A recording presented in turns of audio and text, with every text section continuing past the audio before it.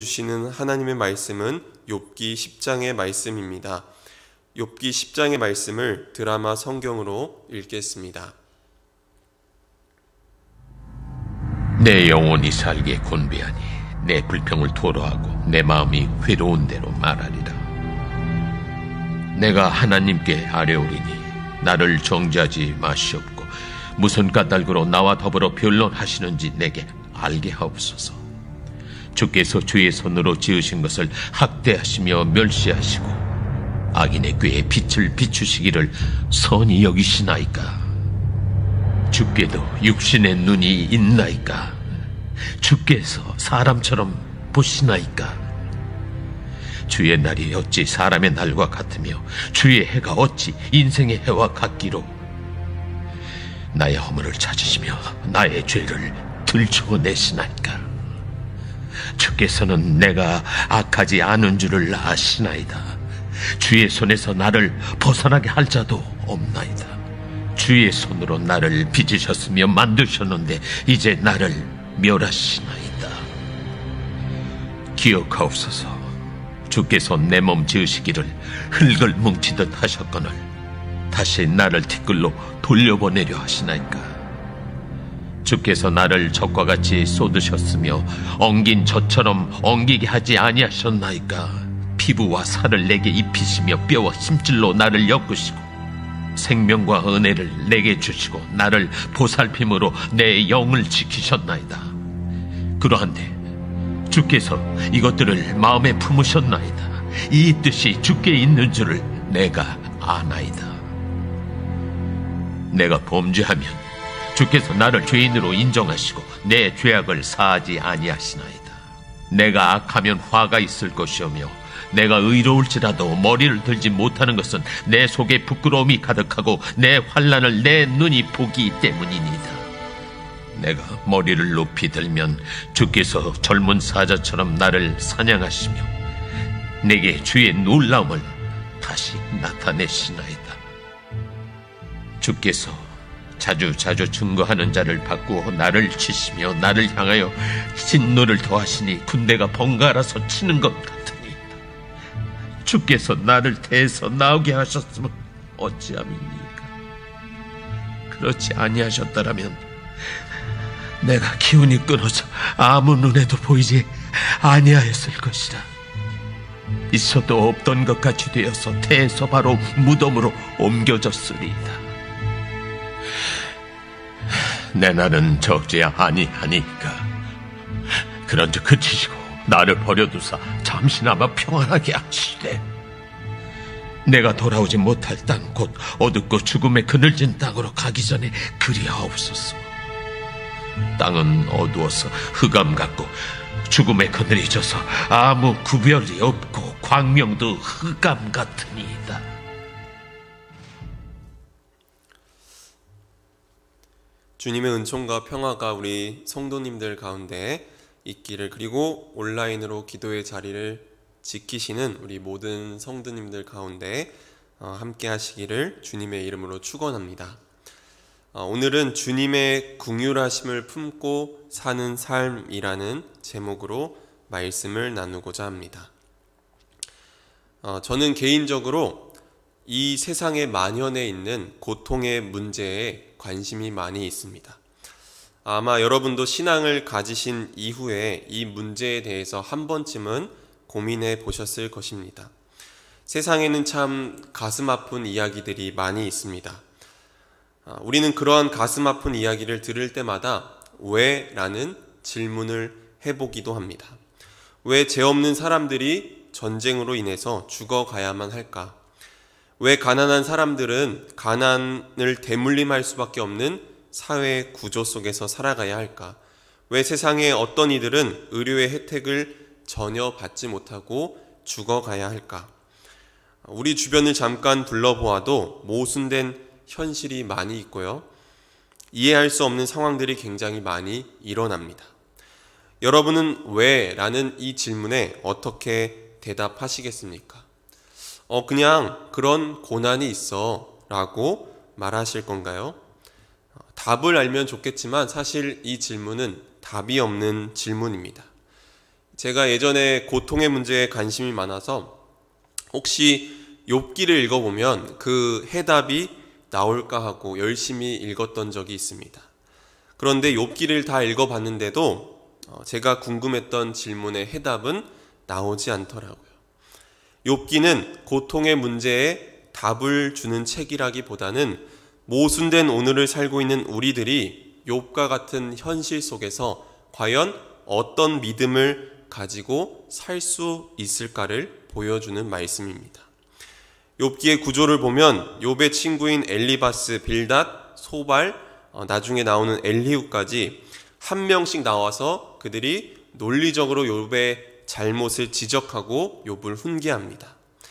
그러면 욥은 거기에 대해서 대답하고 자신의 속에 있는 말을 막 쏟아내는 것이 반복됨을 알 수 있습니다. 오늘 본문도 욥이 빌닷의 말에 참지 않고 절망적인 자신의 상황에 대해서 쏟아내는 것을 볼 수 있는데요. 이 욥의 말을 보면 하나님에게 이렇게 이야기해도 되나 싶을 정도로 막 대들고 항의하는 것을 볼 수 있습니다. 어떤 때에는 그게 불편하게 느껴질 때도 있습니다. 그런데 욥기의 핵심은 바로 불편하게 들리는 욥의 말에 있습니다. 그것을 우리가 잘 들어야 하는데요. 그렇다고 욥의 친구들이 한 말이 모두 잘못된 것은 아닙니다. 다만 고통받고 있는 사람의 상황을 무시하고 말하는 이 욥의 친구들의 말은 때로는 상처가 되고 폭력이 될 수 있다는 것입니다. 그래서 앞으로 욥기를 읽어가실 때 이것을 경계하고 어떻게 이 두 사이의 균형을 이룰 것인지를 고민하면서 읽으시면 더 좋을 것 같습니다. 오늘 우리가 읽은 10장은 9장의 말씀과 이어집니다. 욥의 친구인 빌닷이 욥이 하나님을 원망하는 것을 보고는 욥을 논리적인 말로 꾸짖었습니다.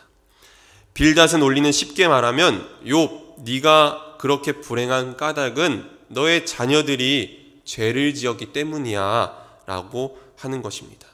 저 사람이 저렇게 불행을 겪는 것은 다 까닭이 있고 이유가 있기 때문이야 라는 것이죠. 그러니까 곧 인과응보를 말하는 것입니다. 하나님은 선하게 사는 사람에게 좋은 것을 보답해 주시고 악하게 사는 사람들에게는 벌을 내리시는 분이라는 것이 인과응보의 신학입니다. 여러분은 어떻게 생각하시나요? 인과응보의 신학, 맞는 말입니다. 그런데 많은 사람들이 인과응보의 신학이 전부라고 생각합니다. 여러분 오해하지 않으셨으면 좋겠습니다. 인과응보 신학이 틀린 것은 아닙니다. 하지만 우리 삶의 경험은 인과응보가 작동하지 않을 때가 많이 있다는 것입니다. 저 사람이 부유하게 사는 이유는 하나님이 복을 주셔서 그래 라고 말하는 사람들이 있습니다. 물론 그런 사람들도 있지만 하나님의 뜻과는 전혀 무관하게 사는데도 부유한 사람들이 많이 있습니다. 정말 예수를 잘 믿고 선하게 살고 베풀고 살았지만 갑자기 사고가 나서 장애를 갖고 살기도 하고 갑자기 원인 불명의 질병을 갖기도 하는 것이 인간의 삶입니다. 요한복음 9장에 보면 날 때부터 앞을 보지 못하는 사람을 두고 사람들이 예수님께 질문하는 장면이 나옵니다. 뭐라고 묻냐면 이 사람이 앞을 보지 못하는 것이 이 사람의 죄 때문입니까? 아니면 조상들의 죄 때문입니까? 라고 묻습니다. 이미 질문 안에는 판단이 들어 있습니다. 이 사람이 앞을 보지 못하는 것은 누구의 죄 때문이다. 이것이 바로 빌닷의 신학입니다. 누군가가 죄를 저질렀기에 앞을 보지 못한다는 편견이 들어있는 것입니다. 이 편견은 폭력이 될 때가 많이 있습니다. 이 질문에 예수님이 뭐라고 대답하시죠? 이것은 누구의 죄 때문도 아니다. 이 사람을 통해서 하나님이 하시려는 일을 드러내는 것이다 라고 말씀하십니다. 이 말을 자칫 오해하면 마치 하나님이 하시는 일을 하시기 위해서 앞을 보게 하지 못하게 만든 것처럼 들릴 수 있습니다. 하지만 예수님께서 정말 말씀하시려고 했던 것은 고통받는 사람들을 볼 때 사람들의 관심은 이게 누구의 죄 때문이냐고 묻는 것이지만, 하나님의 관심은 그 사람이 하나님의 형상으로서 온전하게 삶을 살게 하기 위해서 내가 어떤 것을 도와줄 수 있을까를 묻는 것이 바로 하나님의 뜻이고, 그때에 하나님의 일이 드러난다는 것입니다. 우리 주변에 고통이 있고 누군가 어려움을 당하고 있을 때 그 이유가 무엇 때문일까 묻기보다는 우리가 그 고통을 덜어주기 위해 애를 쓰고 돕는 일을 통해서 하나님이 하시는 일이 드러나기를 간절히 소망합니다. 빌닷의 충고는 고통받는 욥에겐 폭력이 되었습니다. 욥이 의지하고 살아왔던 그 모든 가치들이 무너지자 삶은 혼돈 그 자체가 되었습니다. 내가 의지하고 든든한 터전이라고 믿고 살고 있던 것들이 흔들리는 경험을 했습니다. 이렇게 내 삶이 휘청거리기 시작할 때 이 경험을 폴 틸리라는 신학자는 흔들리는 터전의 경험이다라고 말했습니다. 욥이 지금까지 의롭게 살 수 있었던 것은 그를 뒷받침해주고 있던 윤리적 근거로서의 하나님이 계셨기 때문입니다. 그런데 그 하나님이 사라져버렸습니다. 그 하나님이 사라져버린 세상에서 욥이 느끼는 혼돈은 온전한 자나 악한 자나 분별하지 않고 모두 멸망시키시는 하나님으로 보입니다. 욥에게는 혼돈의 세계입니다.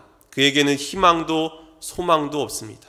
이것이 욥이 처한 상황입니다. 물론 욥도 하나님 앞에서 의로운 인생이 없다는 사실을 시인합니다. 하나님의 크심 앞에 자신이 얼마나 작은지도 잘 알고 있다고 말합니다. 그러나 욥은 다시 하나님을 향해서 원통한 심정으로 쏟아놓기 시작합니다. 마음속에 있는 것을 털어놓지 않으면 견딜 수 없기 때문일 것입니다. 그는 하나님께 무슨 까닭으로 자기를 그렇게 모질게 대하냐고 묻습니다. 오늘 본문 3절 말씀을 보면 욥은 자신을 주의 손으로 지으신 것이라고 말합니다. 그러니까 욥은 하나님이 자기를 지으셨다는 사실은 부정하지 않습니다. 그런데 하나님이 자기를 지으셨는데 왜 학대하고 멸시하는지 욥이 도무지 이해가 안 가는 것입니다. 욥은 계속해서 자기 생명을 지으신 하나님 앞에 하소연하고 울부짖습니다. 욥은 결국 하나님께서 악의를 품고 그를 노려보고 계셨다고 결론을 짓습니다. 13절에 보니까 마음에 품으셨나이다 라고 했는데 그 말은 해칠 생각을 품고 계셨다는 말입니다. 지금 욥의 하나님은 그의 피조물들이 죄를 짓는지 유심히 지켜보시다가 가차없이 벌을 내리시고 혹 의롭게 사는 것처럼 보인다고 해도 미덥게 생각하지 않으시는 분입니다. 여러분 어떠십니까? 욥이 좀 선을 많이 넘은 것 같죠? 이렇게 말해도 되나 싶습니다. 그러나 욥은 하나님에게 자기의 속마음을 숨긴 채 아부할 생각이 없습니다. 그는 정직하게 자신의 내면을 들여다보고 그것을 드러내고 있습니다. 우리도 욥의 정직한 절망을 배울 필요가 있습니다. 현대인들의 특징은 절망조차도 빨리 해결을 보려고 한다는 것입니다. 너무 쉽게 희망을 쫓아가는 게 현대인들의 특징입니다. 그러다 보니까 자기 내면 속에 있는 어두운 구석이 있음에도 불구하고 아닌 척하고 위선적일 때가 많이 있습니다. 물론 우리가 절망을 일부러 쫓을 필요는 없지만 욥처럼 하나님 앞에 정직해야 합니다. 하나님은 마음에도 없는 기도를 드리는 사람보다는 하나님 앞에서 정직하게 절망하고 자기의 마음을 있는 그대로 드러낼 수 있는 사람을 더 기뻐하실 줄 믿습니다. 욥이 정직하게 자신과 대면하고 하나님께 쏟아내는 말은 왠지 불편하게 들립니다. 하지만 우리는 그를 정죄해서는 안 됩니다. 어떤 이들은 고통의 자리에 서보지도 않고 그가 겪고 있는 고통은 견딜만 해. 그 정도면 뭐 감사한 것이지 라고 말합니다. 하지만 고통의 자리를 경험해 보지도 않고 이렇다 저렇다 말하는 것 자체가 폭력이 될 때가 있음을 우리가 깨달아야 합니다. 그럼 우리가 해야 하는 일은 무엇일까요? 우리는 다만 그들의 아픔에 공감하고 함께 아파해야 합니다. 많은 사람들이 공감을 감정이입과 헛갈려 하시는 분들이 있습니다. 우리가 장례식장을 가보면 대개는 그렇지 않지만 어떤 사람들은 사실 본인과 거리가 먼 사람임에도 불구하고 그 슬픔에 이입해서 눈물을 흘리는 사람들을 우리가 볼 수 있습니다. 이런 것은 감정이입이죠. 진정한 공감이란 말없이 손을 잡아주고 안아주는 것입니다. 안아주고 손을 잡아준다는 것은 고통을 함께 아파하고 느낀다는 것입니다. 그런데 여러분, 사탄은 우리에게서 공감을 빼앗아갑니다. 공감하지 못하게 하고 사람들을 무감각하게 만드는 게 바로 사탄의 일입니다. 전쟁에서 민간인 몇 명이 죽었다고 뉴스에 연일 보도가 되지만 우리는 그저 그런 일이 있었구나 라고 하며 넘어가기 일쑤입니다. 공감의 능력이 가장 뛰어나신 분은 누구일까요? 바로 예수님입니다. 예수님은 이 세상에 있는 모든 아픔을 당신의 아픔으로 여기신 분이십니다. 예수님은 공감의 차원에서 한 발자국 더 나아가시는 분입니다. 그것은 바로 긍휼입니다. 긍휼은 함께 고통을 아파하고 느끼는 것에서 그치는 것이 아니라 한 발자국 더 나아가서 그가 다시 일어설 수 있도록 돕는 것입니다. 우리가 복음서를 읽다 보면 예수님이 사람들을 만나실 때마다 긍휼히 여기셨다, 불쌍히 여기셨다는 말이 많이 나오는 것을 볼 수 있습니다. 예수님은 그들을 긍휼히 여기시고 함께 아파하시는 것에서 그치지 않으시고 그들을 회복시켜 주셨습니다.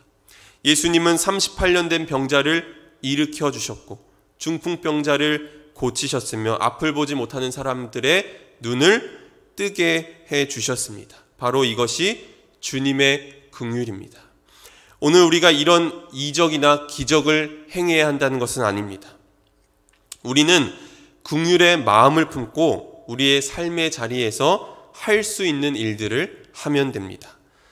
여러분, 따뜻한 말 한마디 건네는 것부터 작은 것부터 시작해 보셨으면 좋겠습니다. 오늘 여러분이 만나는 모든 사람들에게 따뜻한 말 한마디를 건네고 또 감사의 말을 전하는 것부터 작은 기적이 시작될 줄 믿습니다. 사랑하는 성도 여러분, 우리 주변엔 욥과 같이 고통에 빠져 있는 사람들이 많이 있습니다. 그런 사람들에게 필요한 것은 고통의 이유를 찾고 논리적으로 풀어내는 것이 아니라 말없이 다가와서 손을 붙잡아주고 안아주는 사람들입니다. 기대서 울 수 있도록 품을 내어줄 수 있는 사람입니다. 그래서 그가 다시 일어설 수 있도록 옆에서 도울 수 있는 사람들이 필요합니다. 저와 여러분이 긍휼의 마음을 품고 사는 사람들이 되었으면 좋겠습니다. 주님의 긍휼을 가슴에 품고 오늘 하루도 살아가시는 저와 여러분들이 되기를 주님의 이름으로 축원합니다. 아멘. 우리 함께 기도하겠습니다. 고마우신 하나님, 오늘도 좋은 날 허락하시고 기도의 자리에 인도하심에 감사드립니다. 우리가 살아가다 보면 우리의 머리와 이해로는 설명할 수 없는 일들이 참 많이 일어납니다. 우리는 때론 인과응보 신학의 잣대를 가지고 누군가를 판단하고 정죄하기도 했습니다. 주님의 크신 은혜 앞에 머리를 숙이오니 우리를 긍휼히 여겨 주시옵소서. 하나님, 이 세상엔 욥과 같은 사람들이 많이 있습니다. 불의한 세상 속에서 불평하고 탄식하기보다는 하나님의 뜻을 구하게 하시고 주님의 손에 모든 것을 맡기며 나아가게 하여 주시옵소서. 우리 마음을 하나님께 가져갈 때 아프고 상한 마음을 갖고 있는 자들에게로 우리의 눈을 돌리게 하시고 그들을 위로하고 주님의 길로 인도하는 저희들이 되게 하여 주시옵소서. 사랑하는 성도님들 가운데 기도 제목이 있습니다. 하나님, 그 기도 제목 가운데 응답하시고 주의 권능과 의로운 오른손으로 도우시고 인도하여 주시옵소서.